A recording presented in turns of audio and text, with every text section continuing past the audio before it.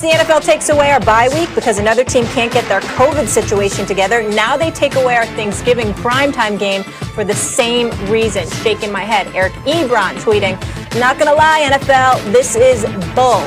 And Chase Claypool adds, "What a joke."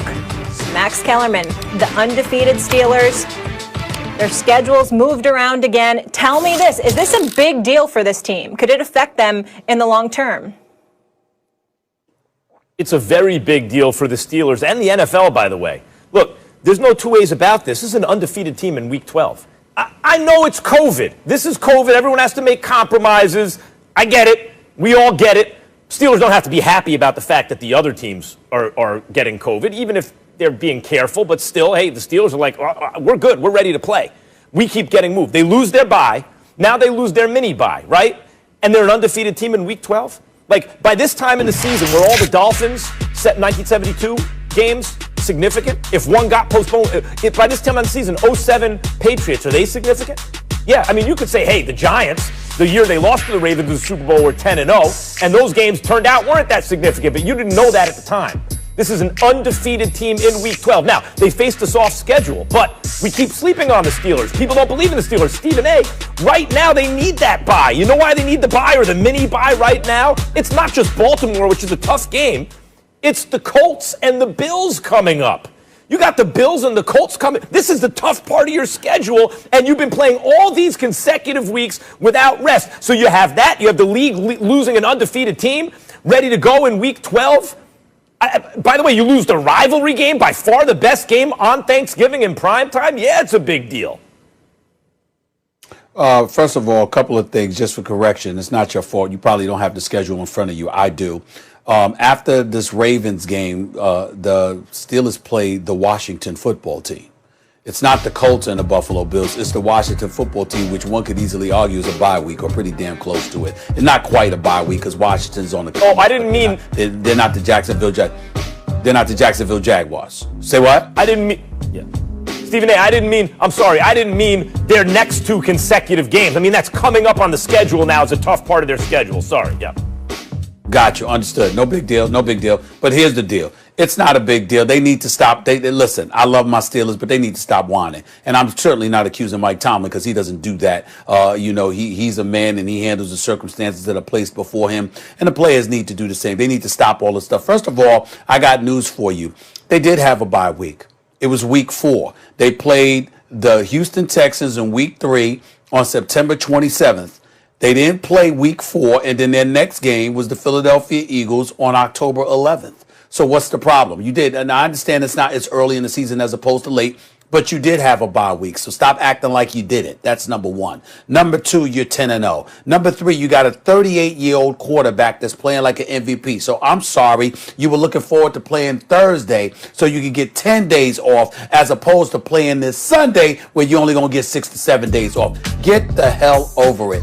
I'm getting really sick and tired of NFL players complaining about stuff like that. Now, if you want to complain about the players, if you think somebody on Baltimore was irresponsible, I got all of that. I totally understand it. If you find out guys were out partying or whatever the case may be, remember when Cam Newton came down with COVID-19, he was actually going out. I think he was hanging out with Stephon Gilmore or whatever, and something had happened. But the point is that unless we have evidence that that's what happened with the Baltimore Ravens, then you just never know. Max, we go on a plane, we spraying seats and all of this other stuff. We step in the cars, Ubers or anything like that. I'm just talking about the average American person. The bottom line is you're spraying stuff, you're washing your hands, you're wearing your mask, you're doing all of these things. Why are they saying this stuff? Because stuff could remain on surfaces. Stuff could be airborne. You might be absolutely positively innocent of doing anything and still come down with COVID. The NFL is doing the best it can under these circumstances. The players had every opportunity to put themselves in a bubble kind of atmosphere.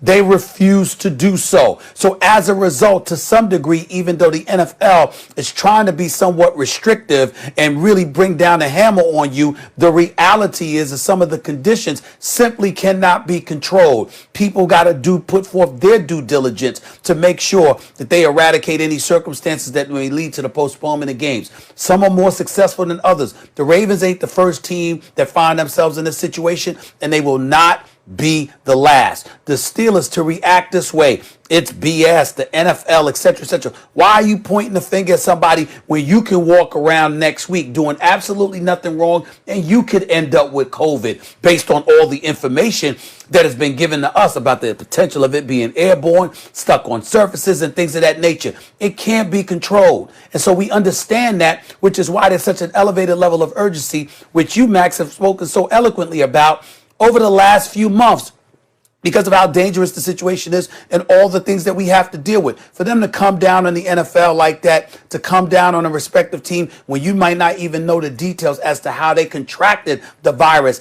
I just think it's a bit insensitive. We are dealing with a once in a generation global pandemic, once in a century, for crying out loud. We're all learning as we go along. And unless you have evidence that the Baltimore Ravens were out partying, being irresponsible, engaging in stuff that they had no business engaging in, you shouldn't be coming down with them on them like this. You should be praying that all of them are okay and well enough to continue a football season.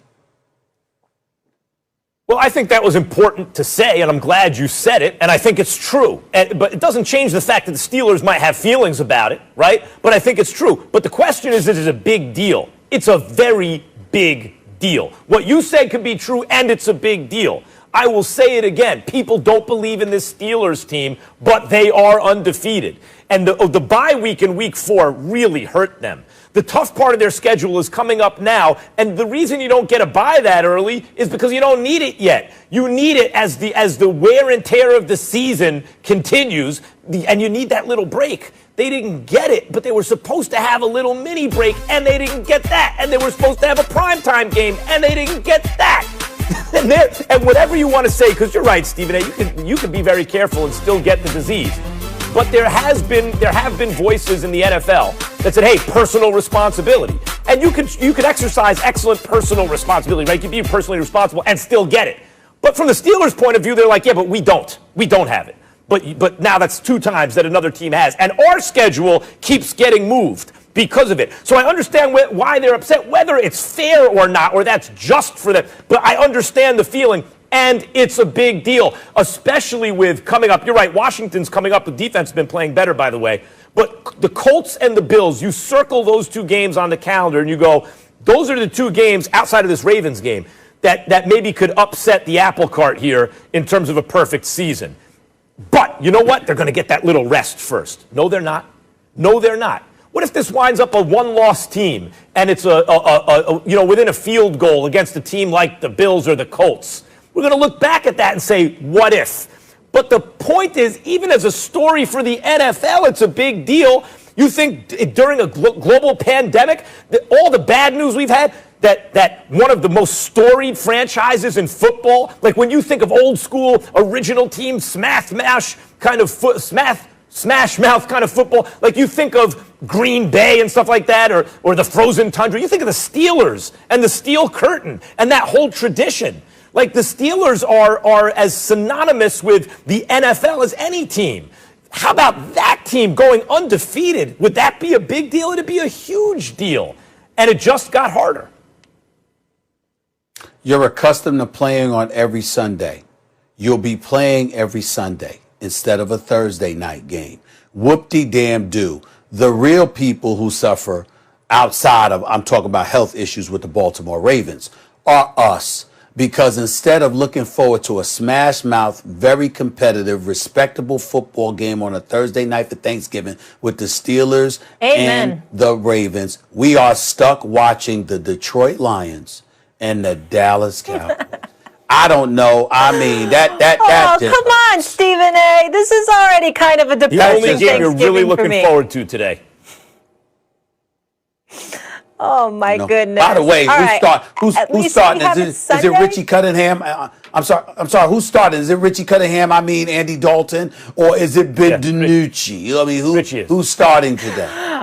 Okay. You're the Fonz? Is that what you're asking? Okay. Happy day. Speaking of Detroit, guys, we need to talk about the city of Detroit, and we need